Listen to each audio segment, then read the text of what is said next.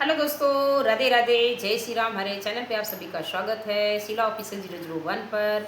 तो बहुत ही सुंदर एक भोर गीत जो विवाह में सुबह भोर गाया जगाता जाता है, ना, भोर भोर जगाने गीत। वाला गीत है। तो आप लोग सुनिएगा, आप लोग के सामने लेकर आई हूँ। आप लोग सबके चैनल पे तू सब सोया है यही के नाते हम सब जगावत है कि जाग के उठ के चैनल सब्सक्राइब और लाइक कर। भोर जगाने वाला गीत जगाने वाला गीत दीदी का। और अच्छा लगे तो सब्सक्राइब लाइक कमेंट और जरूर करना। कग बोलाई चिराई चुरंगा बोलाई चिराई चुरंगा बोलाई कग बोलाई चिराई चुरंगा बोलाई चिराई चुरंगा बोलाई उठाऊ ना उठाऊ रे बापा ही काने रामा उठाऊ ना उठाऊ रे बापा ही काने रामा गैया दुहना लगाई भाई सी दुहना लगाई गैया दुहना लगाई भाई सी दुहना लगाई निहुरी जगाई मोरी बेटी कावन रे बेटी कावन रे उठाऊ ना उठाऊ मोरी बेटी कावन देई बेटी कावन देई उठाना उठाना उठा मोरे बेटी कावन देई बेटी कावन देई हाथ मुँह धोइले तू भर मुख धोइले तू हाथ मुख धोइले तू भर मुख धोइले तू अजुका कलना बेटी भर मुख खाइले तू अजुका कलना बेटी भरी मुख खाई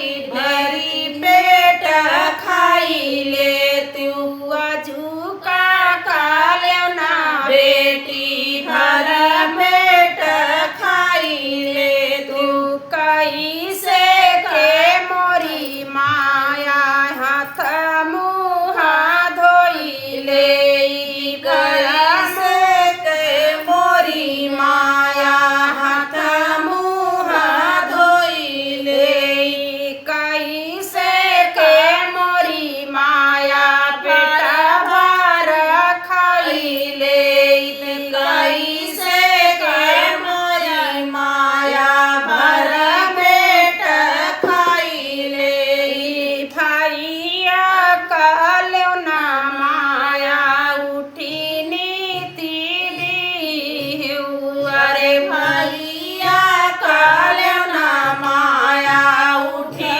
नीति दी अरे हमारी की दया माया गयूरी सियाई अरे हमारी के दया माया गयूरी सियाई अरे चलता की बेरी माया दूध भात दी अरे चलता की बेरी माया दूध भात दी चलता की बेरी माया दूध भात दी अरे चलता की बेरी माया दूध भात दी कबहू ता मोरी बेटी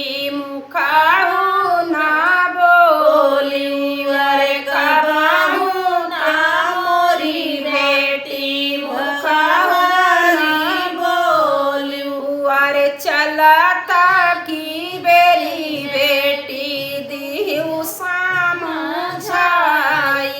अरे चलता की बेरी बेटी दिहु समझाई, अरे कगा बोलाई चिराई चुरुंगा बोलाई, चिराई चुरुंगा बोलाई।